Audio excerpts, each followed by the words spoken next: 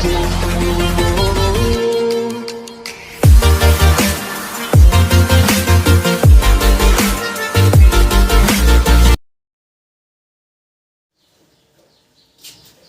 Morning दोस्तों, I am Rahul, your math teacher.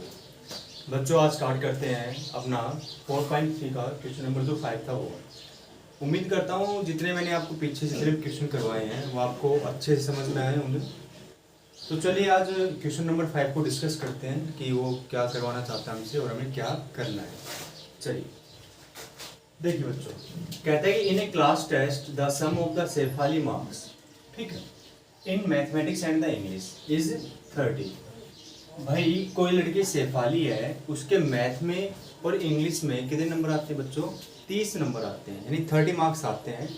फिर कहता है had she got 2 marks more in mathematics, कि वो 2 नंबर ज़्यादा ले लेती है किसमें? मैथमेटिक्स में।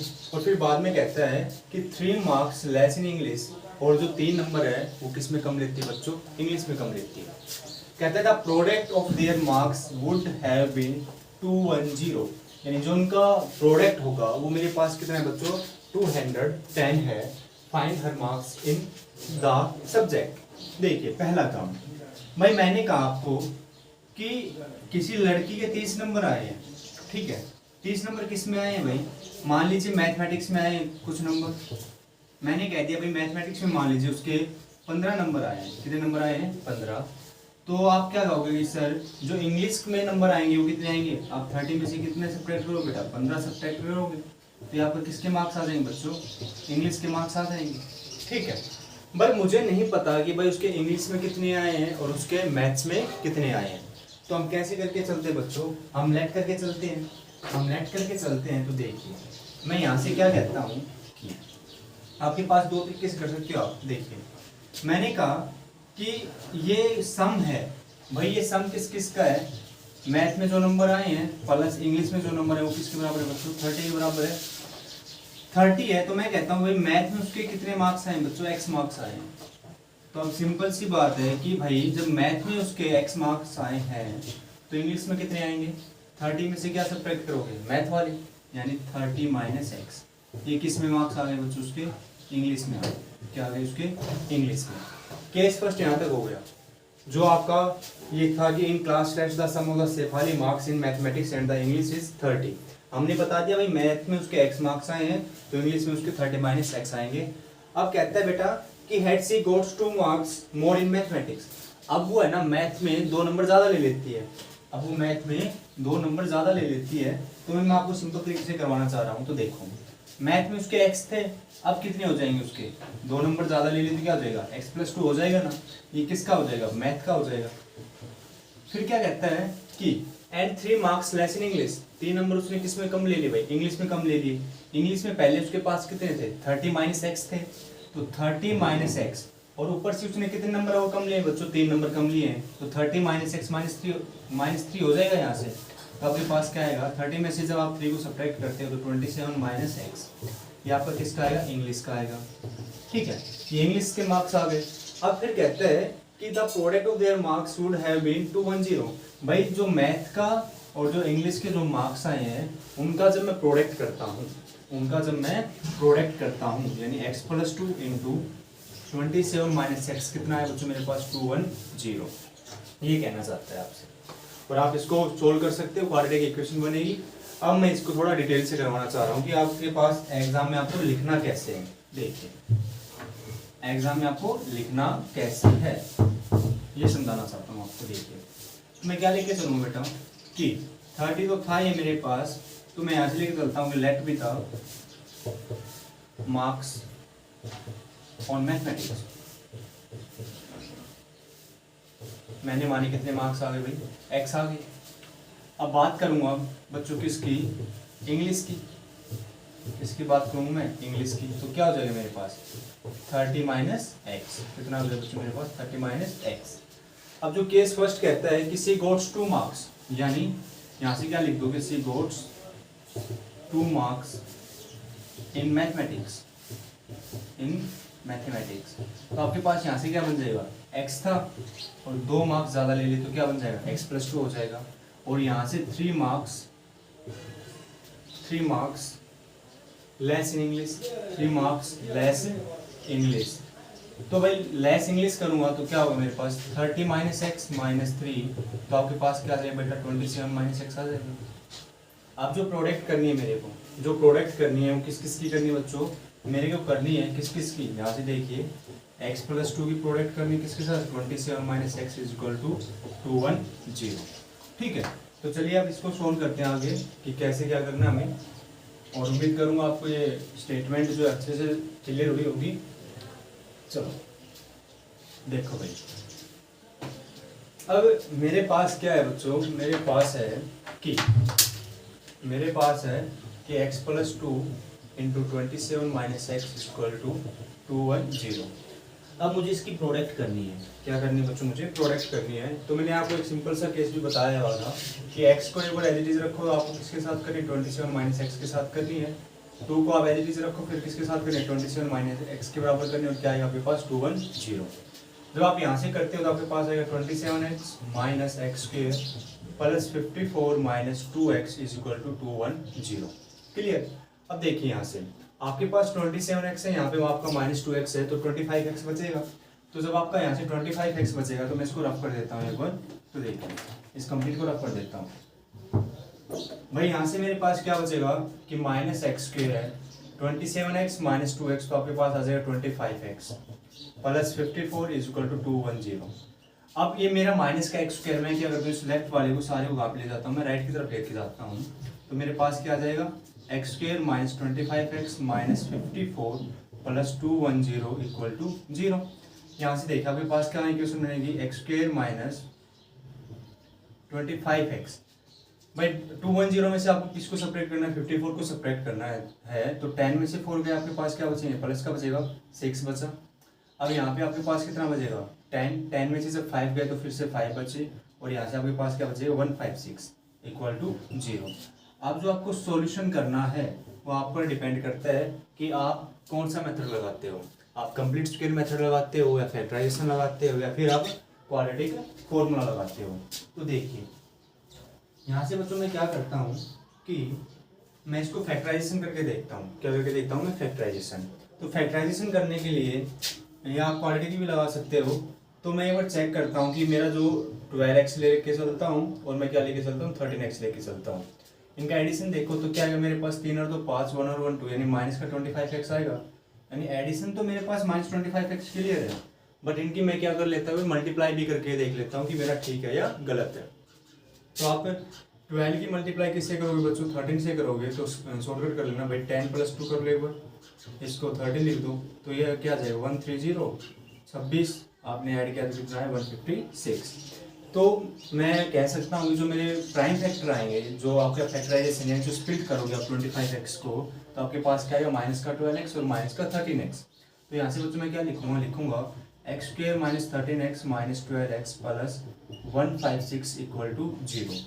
ठीक है, क्योंकि फैक्टराइजेशन आपने अच्छे से पढ़ा हुआ है तो आप अच्छे से प्रैक्टिस कीजिए फैक्टराइजेशन की भी, और एग्जाम में आते भी है। अब सुनो, अब मुझे पता है बच्चों यहाँ से मुझे क्या कॉमन आउट करना है, x कॉमन आउट करना है, तो मेरे पास क्या बचेगा x माइनस 13 बचेगा। अब सेम नेक्स्ट टर्म आनी चाहिए, तो मैं यहाँ से क्या कॉमन लूँगा तो माइनस का 12 कॉमन लूँगा, तो x माइनस फिर से 13 बच जाएगा इक्वल टू 0। और यहाँ से क्या कॉमन आ रहा है मेरा x माइनस 13 कॉमन आ रहा है, यानी x माइनस जब 13 कॉमन आ रहा है तो अंदर क्या बचेगा बच्चों मेरे पास बचेगा x माइनस 12 इक्वल टू 0। अब हमें पता है कि जब प्रोडक्ट्स होती हैं दो टर्म की, तो या तो ये वैल्यू 0 की इक्वल के होती है या फिर ये इक्वल, आइदर और नाइदर का मतलब क्या होता है, या तो हम ये लेके चलेंगे या हम ये लेके चलेंगे। तो देखिए हम क्या कहेंगे कि x माइनस 13 इक्वल टू 0, और बच्चों क्या कहेंगे हम x माइनस 12 इक्वल टू 0। तो बेटा x की वैल्यू क्या आ जाएगी मेरे पास, यहाँ से 13 आ जाएगी 13, और यहाँ से x की वैल्यू क्या आ जाएगी मेरे पास 12 आ जाएगी।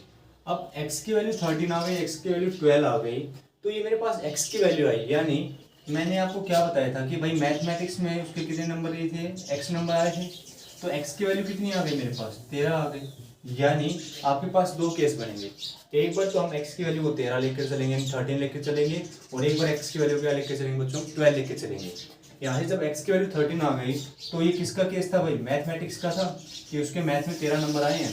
तो भाई इंग्लिश में कितने आएंगे, आपको क्या करना 30 माइनस एक्स था, तो आप क्या करोगे 30 माइनस 30 माइनस 13, तो 10 में से 3 गए 7, और बेटा 2 में से 1 चला जाएगा तो 17, यानी इंग्लिश में उसके 17 नंबर थे, ठीक है, और बेटा जो मैथ में थे उसके 13 नंबर थे। यहाँ से एक वैल्यू आ गई आपके पास। अब आपके पास x की वैल्यू 12 भी आई है, तो यहाँ से क्या पता चलता है कि दूसरे केस में कि आपके पास जो मैथमेटिक्स था ना उसमें नंबर आपके 12 आए हैं। अब नंबर 12 आए हैं तो यहाँ से फिर से वही काम कि आप 30 में से किसको सब्ट्रैक्ट कर दोगे 12 को, तो 10 में से 2 गई 8, और बेटा यहाँ से क्या बच जाएगा आपका 18 बच जाएगा। यानी आपके मैथ के अलग अलग नंबर आए हैं और बेटा इंग्लिश के भी आपके क्या है अलग अलग नंबर आए हैं, ठीक है। तो उम्मीद करूंगा मैं आपको ये अच्छे समझ में आया होगा। Pause the video, note down.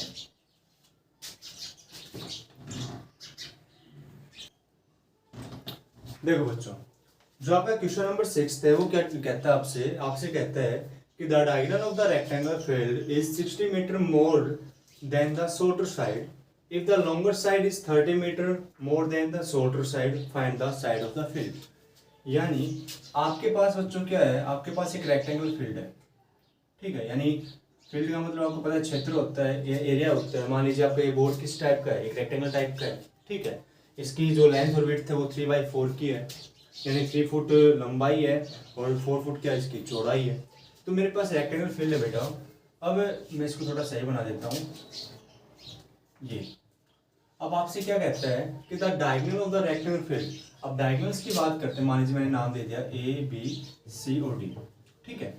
अब डायगोनल्स की बात करते हैं तो मैं किसको BOD को ज्वाइन करता हूँ तो मेरा क्या होता है बच्चों डायगोनल होता है। तो यहाँ से मैं लिख देता हूँ, जिन बच्चों को नहीं पता BD मेरा क्या बच्चों डायगोनल है, BD मेरा क्या डायगोनल, और जो AC है वो भी क्या मेरा डायगोनल है, AC भी मेरा क्या बच्चों डायगोनल है।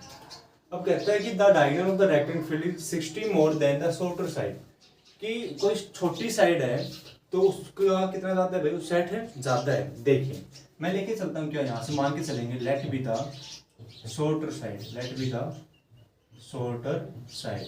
मान लीजिए आपने यहाँ पे क्वेश्चन मीटर में दे रखा है तो आपने मान लिया भाई x मीटर है, ठीक है। जो छोटी वाली साइड है, मान लीजिए मैं लेंथ को ही मान लेता हूँ, मेरे पास जो लेंथ है वो कितनी है भाई x मीटर है, ठीक है। ये छोटी वाली साइड मान ली। अब जो डायगोनल है ना वो कहता है कि 60 metre more than the shorter side. इस स्टेटमेंट में देखो 60 metre more than the shorter side, यानी जो ये डायगोनल है ये छोटी साइड से कितना ज्यादा है भाई, साइड ज्यादा है। तो आप क्या लिखोगे x प्लस 60 कहोगे ना, x प्लस 60। जैसे मैं कहता हूँ कि मेरा वेट किसी बच्चे के वेट से मोर देन टू kg, यानी किसी बच्चे का 50 kg, तो मेरा कितना होगा 52 kg होगा। तो देखो यहाँ से बच्चों मैंने क्या लिया, x मीटर ले लिया शॉर्टर साइड का, तो मेरे पास डायगोनल क्या आ जाएगा बच्चों, x प्लस 60 आ जाएगा, x प्लस 60 मीटर। तो यहाँ से मैं लिख देता हूँ कि डायगोनल ऑफ रेक्टेंगुलर फील्ड, तो आपके पास क्या आ जाएगा बच्चों x प्लस 60 मीटर। क्लियर यहाँ तक। फिर आपसे कहता है कि if the longer side is 30 metre more than the shorter side.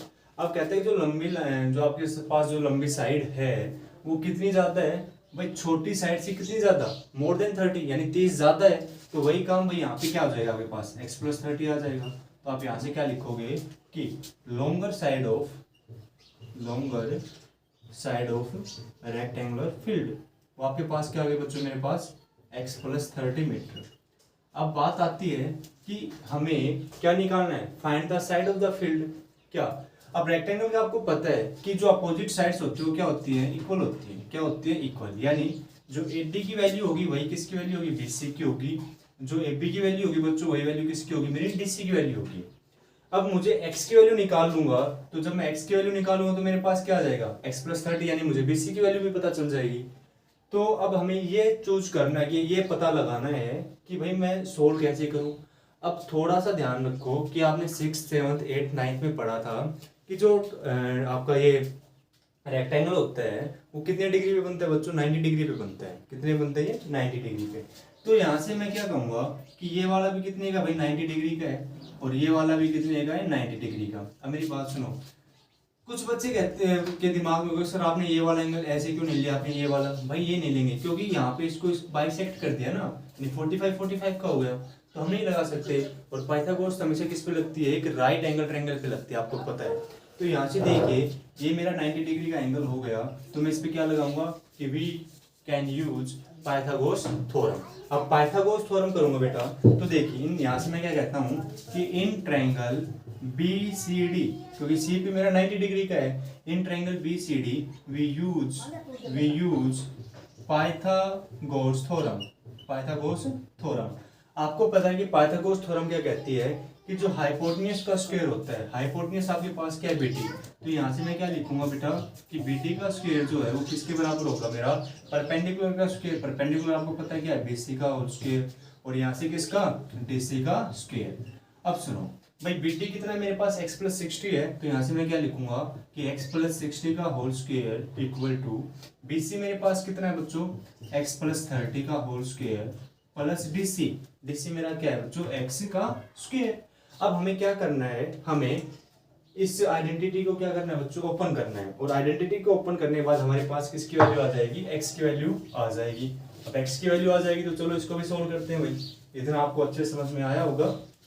तो देखिए, अब आइडेंटिटी को सोल्व करने के लिए हमें पता होना चाहिए, आइडेंटिटी पता होनी चाहिए। अब यहाँ पे ये किसका काम कर रहा है, ये काम कर रहा है a + b का होल स्क्वायर, यानी आपको पता है a + b का जो होल स्क्वायर होता है वो किसके बराबर होता है, a² + b² + twice of ab, इसके बराबर होता है। और यहीं पे मैं आपको बता देता हूँ कि a - b का होल स्क्वायर किसके बराबर होता है बेटा, a² + b² - twice of ab। ठीक है, अब सुनो, यहाँ से x + 60 है, यानी ये किसका काम कर रहा है, यहाँ पे ये a का काम कर रहा है और ये किसका काम कर रहा है, b का काम कर रहा है। तो a + b का होल स्क्वायर, यानी मेरा क्या होगा बच्चों कि मेरा होगा कि यहाँ से x का स्क्वायर, चलो इसको ओपन करते हैं, तो देखिए यहाँ से क्या लिखूँ, a का स्क्वायर, यानी a किसका काम कर रहा है, x, यानी x का स्क्वायर, b का यानी 60 का होल स्क्वायर प्लस 2, a कितना है मेरा x है, और b की वैल्यू क्या बच्चों मेरे पास 60 है, इक्वल टू, फिर से यहाँ से देखिए ये किसका काम कर रहा है, ये भी भाई a + b का काम कर रहा है, तो इक्वल टू क्या होगा बच्चों, a का स्क्वायर यानी x का स्क्वायर प्लस b का स्क्वायर प्लस 2ab। क्लियर, और आपको पता है यहाँ पे आपके पास क्या है बच्चों, x² है। अब देखो यहाँ से आपने ओपन किया तो आपके पास x² आएगा, 60 का स्क्वायर क्या होता है बच्चों 3600, यहाँ से 62 × 120 यानी 120x हो जाएगा आपका, यहाँ से x² 3900, और फिर बच्चों यहाँ से 60x हो जाएगा प्लस x²। अब यहाँ से एक बात समझो भाई, ये x² इस तरफ आएगा, या तो आप ऐड करके कर दो या फिर x² से एक x² कैंसिल हो जाएगा, क्योंकि इक्वल टू के लेफ्ट और राइट में दोनों वैल्यू सेम है, तो हम क्या कर सकते हैं, कैंसिल कर सकते हैं। तो मैं इसको डायरेक्ट कर देता हूँ बच्चों, यहाँ से मैंने इसको क्या कर दिया, कैंसिल कर दिया।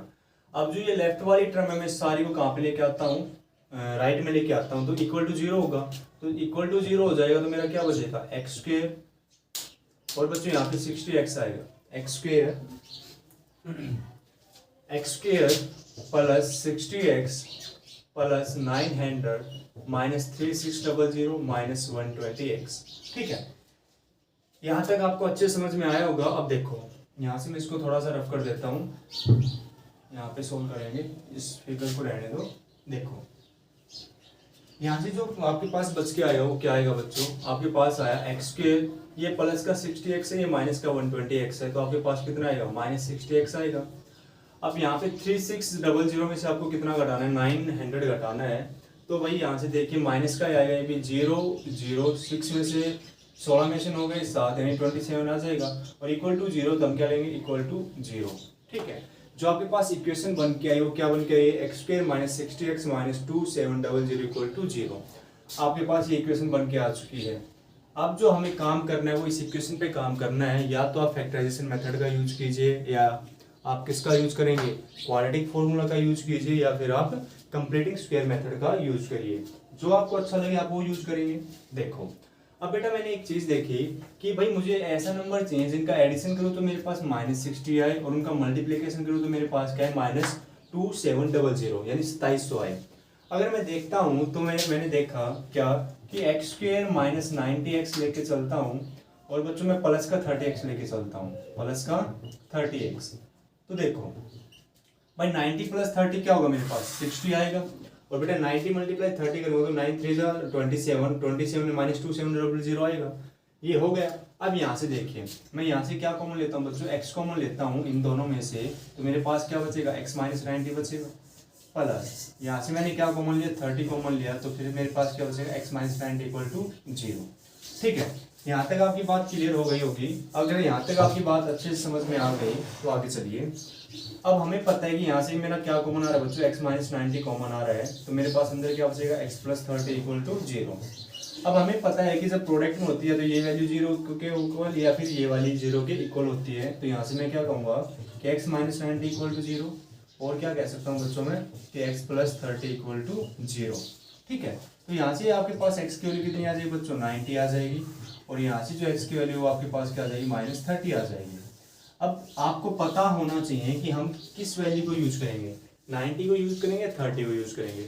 तो हमें पता है कि हम हमेशा पॉजिटिव वैल्यू को लेके चलते हैं, नेगेटिव वैल्यू को नहीं लेके चलते, क्योंकि जो साइड्स होती है वो हमेशा पॉजिटिव आती है ना कि नेगेटिव। तो जो नेगेटिव वाली जो वैल्यू बच्चों उसको मैं क्या कर दूंगा, कैंसिल कर दूंगा, तो मैं x की वैल्यू क्या लेके चलूंगा, मैं 90 लेके चलूंगा। अब यहाँ से आपको पता चलता है कि क्या पता चलता है आपको बच्चों, ये पता चलता है कि जो आपकी सबसे छोटी साइड थी यानी जो शॉर्टर साइड थी वो आपके पास कितनी आ गई, यहाँ से 90 मीटर आ गई। जो आपके पास लॉन्गर साइड थी वो कितनी आ जाएगी आपके पास, 90 प्लस 30, वो आपके पास कितनी आ गई, 120 आ गई। ठीक है, और जो बेटा आपके पास जो आपका डायगोनल था वो कितना आ जाएगा, आपके लिखोगे 90 प्लस 60 तो 150 आ गया। कितना आ गया आपके पास, 150। तो यहाँ से मैं लिख देता हूँ क्या कि जो शॉर्टर साइड थी आपकी, छोटी वाली साइड थी, वो आपके पास 90 मीटर है। जो लॉन्गेस्ट थी, लॉन्गर साइड थी, वो आपके पास कितनी आ गई बच्चों, 120 आ गई। ये भी पता होगा कैसी आई है। और जो आपके पास डायगोनल था, जो आपके पास डायगोनल था वो आपका कितना आ गया बच्चों, 150 मीटर आ गया। तो उम्मीद करता हूँ आप लोगों से कि आपको ये क्वेश्चन भी अच्छे समझ में आया होगा। Pause the video, note down.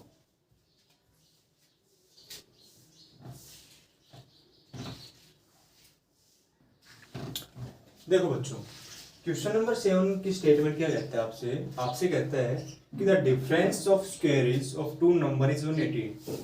The square of the smaller number is 8 times the larger number, find the two numbers. अब इस स्क्वायर का भी अपना एक अहम रोल है। यहाँ पे हमें पता लगाना होता है कि ये स्क्वायर एक फिगर की बात करता है या फिर उसकी पावर की बात करता है, क्योंकि हम स्क्वायर ही बोलते हैं। अगर मैं इस फिगर की बात करता हूँ जिसकी चारों साइड क्या होती है, इक्वल होती है, उसको भी हम क्या बोलते हैं, स्क्वायर बोलते हैं। और जब मैं किसी का पावर करता हूँ, किसी की पावर 2 कर दी, या किसी की पावर 3 नहीं, किसी की नंबर की पावर 3 की पावर 2 कर दिया या 4 की पावर 2 कर दिया, तो उसको भी हम क्या बोलते हैं, स्क्वायर ही बोलते हैं। तो इसका पता लगाना बहुत जरूरी है बच्चों के लिए। देखो यहाँ पे उसने कहा कि difference of the squares of the two number की बात की है, उनके पावर की, यानी उनकी जो आपके पास पावर है, जैसे 3 की पावर 2 है, 4 की पावर 2 है, यानी इनका स्क्वायर है, इनके बारे में बात करते हैं।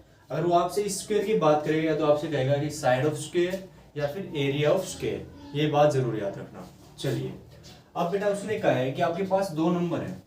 अब 2 नंबर है, और डिफरेंस की बात करता है, तो डिफरेंस की बात करता है तो एक नंबर आपका बड़ा होगा और एक नंबर क्या होगा आपका छोटा होगा, और उनका स्क्वायर करता है। तो यहाँ से आप मान के चलेंगे कि क्या, कि let be the larger number, let be the largest number. आपने क्या माना बच्चों, आपने x माना, तो आप स्मॉलेस्ट क्या मान के चलेंगे, स्मॉलेस्ट आपने माना बच्चों, स्मॉलेस्ट आपने माना y। अब क्वेश्चन ये कहा है कि आपको इनका स्क्वायर करना है। अब लार्जेस्ट मानना है तो यहाँ से ये भी कह सकते हो कि जो x है वो किससे बड़ा है बच्चों, y से बड़ा है। अब उसने क्या कहा है कि आपको इनका स्क्वायर करना है, तो आप केस जो फर्स्ट है उसको समझिए पहले कि भाई इनका स्क्वायर करूंगा तो x स्क्वायर, यानी इनका स्क्वायर करके इनका क्या करना है, मुझे डिफरेंस करना है। तो अगर मैं कहता हूँ कि डिफरेंस की बात करता हूँ, अगर मैं डिफरेंस की बात करता हूँ तो मैं क्या लिखूंगा कि x माइनस वाई, क्या लिखूंगा मैं, x माइनस वाई। देखिए यहाँ से मैंने क्या कहा कि जब बच्चा कि मैं कहता हूँ कि इन दोनों का डिफरेंस बताइए, तो आप क्या कहोगे सर, x माइनस वाई। मान लीजिए मैंने कहा कि x की वैल्यू आपके पास 20 है और जो आपके पास y है उसकी वैल्यू क्या आपके पास 10 है, तो इनका डिफरेंस आपके पास कितना आ जाएगा, 10 आ जाएगा। 20 माइनस 10 कितना हो गया आपके पास, 10 हो गया। जब मैं कहता हूँ इनका स्क्वायर कीजिए, इनका क्या कीजिए, स्क्वायर, और पूछता हूँ कि इनका स्क्वायर का जो डिफरेंस है, तो आप 20 का स्क्वायर और माइनस का 10 का स्क्वायर, वो आपके पास कितना आएगा, वो 300 आएगा। कितना आएगा वो आपके पास, 300। भाई 20 का स्क्वायर क्या हो जाएगा, 400, 10 का स्क्वायर क्या हो जाएगा, 100। 400 में से आप जब 100 को सब्ट्रैक्ट करोगे तो आपके पास कितना आएगा, 300 आएगा ना। सेम इसी क्वेश्चन में क्या करता है कि लार्जेस्ट नंबर का मुझे स्क्वायर कर दिया, तो उसमें से क्या घटाऊंगा भाई, स्मॉलेस्ट नंबर का स्क्वायर घटाऊंगा, और वो मेरे पास कितना है बच्चों, 180 है। वो मेरे पास कितना आपके पास, 180। आपके पास फर्स्ट केस आ गया, यानी इक्वेशन फर्स्ट 1 क्या आ गई। फिर आपसे कहता है कि the square of the smaller number, भाई छोटे नंबर का स्क्वायर करना है। छोटा नंबर मेरे पास क्या है y, तो मैंने क्या किया y का स्क्वायर कर दिया। ठीक है, समझो फिर से, कहता है smallest the square of the smallest number, smallest number का मैंने स्क्वायर किया। इसका मतलब होता है इक्वल टू 8 टाइम्स, यानी 8 गुना है किसका, द लार्जर नंबर। और लार्जर नंबर बच्चों आपके पास क्या है, x है, तो ये क्या हो जाएगा y square equal to 8x। आपके पास इक्वेशन क्या आ गई यहाँ से बच्चों, सेकंड आ गई। अब आपके पास जब इक्वेशन सेकंड आ चुकी है तब मुझे यहाँ से कुछ देखने को मिल रहा है क्या, कि y स्क्वायर की वैल्यू मेरे पास 8x है, तो मैं इस वैल्यू को फर्स्ट में पुट कर सकता हूँ, तो मेरे पास क्या बन जाएगी, क्वाड्रेटिक इक्वेशन बन जाएगी, कौन सी, वन वेरिएबल की। तो यहाँ से मैं क्या कहूँगा बच्चों, यहाँ से मैं कहूँगा कि put the value of y in equation first, कि मैंने y की वैल्यू किस में पुट किया, फर्स्ट इक्वेशन में पुट किया, तो आपके पास क्या बन के आएगा, x स्क्वायर, y स्क्वायर की जगह मैं किसका यूज करूंगा, 8x इक्वल टू 180। अब ये राइट में तो लेफ्ट में ले आओ इसको, तो क्या बन जाएगा आपके पास, x square minus 8x minus 180 equal to 0। ये आपके पास इक्वेशन क्या आ गई बच्चों, सेकंड आ गई। अब जब इक्वेशन सेकंड आ चुकी है तो आपको क्या करना है, आपको या तो आप फैक्टराइजेशन का यूज कीजिए, या आप कंप्लीटिंग स्क्वायर मेथड का यूज कीजिए, या आप किसका, क्वाड्रेटिक फॉर्मूला का यूज कीजिए। तो मैं आपको आज फैक्टराइजेशन से करवाता हूँ और आपको खुद अपने नोटबुक में क्वाड्रेटिक फॉर्मूला का यूज करना है। तो देखिए यहाँ से बच्चों मुझे स्प्लिट किसको करना है, माइनस 8x को करना है। तो देखिए यहाँ से मैं क्या लेके चलता हूँ कि minus x square minus 18x plus 10x minus 180 equal to 0। देखिए जब मैं इनको ऐड करता हूँ माइनस 18x को और प्लस 10x को, तो मेरे पास माइनस 8x बचता है। और जब मैं इनकी मल्टीप्लिकेशन करता हूँ, यानी 18 की मल्टीप्लाई जब मैं 10 से करता हूँ तो 180 आता है, और 18 मेरा किसका है, नेगेटिव का है, तो मेरे पास नेगेटिव का सिंबल ऑलरेडी आया हुआ है। तो यहाँ से बच्चों मेरे पास क्या आ जाएगा, x कॉमन आ जाएगा, तो आपके पास क्या बचेगा, x माइनस 18 प्लस 10 कॉमन ले लो, यहाँ से आपके पास क्या बचेगा, x माइनस 18 इक्वल टू 0। अब आपको पता है यहाँ से दोनों में से क्या कॉमन आया, x माइनस 18, तो आपके पास क्या बचेगा, x प्लस 10 इक्वल टू 0। तो यहाँ से हमें पता चल गया कि x माइनस 18 इक्वल टू 0 हो जाएगा, और क्या कह सकते हैं, x प्लस 10 इक्वल टू 0 हो जाएगा। तो यहाँ से क्या होगा, x की वैल्यू मेरे पास 18 आ जाएगी, और यहाँ से x की वैल्यू क्या आ जाएगी बच्चों, माइनस 10 आ जाएगी। अब जो नंबर है वो नेगेटिव में लेके जा सकते हैं या नहीं जा सकते, ठीक है। अब सुनो, यहाँ से मैं क्या कहूँगा कि मेरे पास दो नंबर आ चुके हैं, मेरे पास दो नंबर आ चुके हैं। अब नंबर तो आ गए, अब हमें ये तो नहीं दिया ना कि आपको पॉजिटिव लेके चलना है, नेगेटिव लेके चलना है। तो एक बार आप 18 को उठाएंगे, एक बार किसको उठाएंगे, माइनस 10 को उठाएंगे। तो देखिए यहाँ से आपके पास क्या क्या नंबर आएंगे बच्चों। अभी सुनो, ये तो अपना काम ओनली x का हुआ है, हमें तो y की वैल्यू भी निकालनी है। हमारे पास लार्जेस्ट नंबर कितना है, 18 आया है, ठीक है। जब 18 का केस लेके चलेंगे तो यहाँ से मैं एक बार आपको करवा देता हूँ ऊपर। देखो कि जब मैं पुट करता हूँ x equal to 18 in equation 2 में, इक्वेशन 2 में, तो बच्चों मेरे पास y स्क्वायर है, वो किसके बराबर आएगा, 8 मल्टीप्लाई 18 आएगा। तो मुझे y की वैल्यू चाहिए, तो आप क्या कर दोगे, square root on the both side कर सकते हो, नहीं कर सकते। देखिए यहाँ से मैं डायरेक्ट निकालने की कोशिश करता हूँ कि भाई इस 18 को कैसे तोड़ सकता हूँ मैं। देखिए मैं इस 18 को तोड़ सकता हूँ 9 मल्टीप्लाई 2, आप मल्टीप्लाई करोगे फिर उसका स्क्वायर रूट निकालोगे भी हो जाएगा। आप करना 18 8 8 64 6 8 144 आ जाएगा। आप मल्टीप्लाई से भी कर सकते हो, आप मल्टीप्लाई से भी कर सकते हो। चलो मल्टीप्लाई से कर देते हैं, तो वाई स्क्वायर आपके पास कितना आएगा, 144 आएगा। तो वाई की वैल्यू आपके पास क्या है, प्लस माइनस 12 आ जाएगी। क्या आ जाएगी बच्चों, प्लस माइनस 12, ठीक है। अब आप क्या लेके चलोगे, माइनस का लेके चलोगे, ठीक है। अगर मैं माइनस का लेके चलता हूँ, अगर मैं माइनस का लेके चलता हूँ तो मेरे वाई की वैल्यू भाई किस में आएगी, उसमें आएगी बच्चों, क्या बोलती है, कॉम्प्लेक्स नंबर में। किसमें आएगी, कॉम्प्लेक्स नंबर में, या हम कह सकते हैं इमेजिनरी नंबर में। तो मैं क्या कहूँगा, जो माइनस 10 है वो पॉसिबल नहीं है। आप ट्राई कर लीजिए। देखिए यहाँ से मैंने क्या कहा कि जो x की वैल्यू है, जो लार्जेस्ट नंबर है आपका क्या है, 18 आया, तो आपका स्मॉलेस्ट क्या आएगा, प्लस का 12 आ सकता है, किसका आ सकता है, माइनस का 12, ठीक है। जब आप माइनस 10 का यूज करते हैं, माइनस 10 का भी यूज करके दिखा सकता हूँ आपको। भाई x की वैल्यू जो माइनस 10 है, तो वाई स्क्वायर किसके बराबर होगा भाई, 10 मल्टीप्लाई नहीं 8 मल्टीप्लाई 10 होगा, किसका होगा वो, माइनस का होगा। तो आपके पास माइनस 18 आ गया। अब y की वैल्यू जब निकालोगे तो स्क्वायर रूट ऑफ माइनस 18 होगा। अब भाई माइनस का पहले से ही है, तो ये किस में आएगा, इमेजिनरी नंबर आएगा। भाई इमेजिनरी नंबर हम बता नहीं सकते। क्लियर। तो उम्मीद करता हूँ कि जो आपके पास नंबर आएंगे वो क्या आएगा, एक बार एक्स की वैल्यू 18 है तो वाई की वैल्यू जो स्मॉलेस्ट नंबर है, ये मेरे स्मॉलेस्ट नंबर है, स्मॉलेस्ट नंबर 12 है और -12 है, ये मेरा क्या है बच्चों, लार्जेस्ट नंबर है। ये मेरा कौन सा है, लार्जेस्ट नंबर है। तो उम्मीद करूँगा ये आपको अच्छे से कंसेप्ट समझ में आया होगा। तो मिलते हैं अपनी अगली वीडियो में। अगर वीडियो पसंद आए आपको, लाइक शेयर सब्सक्राइब जरूर कर दिया करें। और आने वाले वीडियोस में आपको पता है कंप्लीट एनसीईआरटी करवाऊंगा। Have a good day, thank you.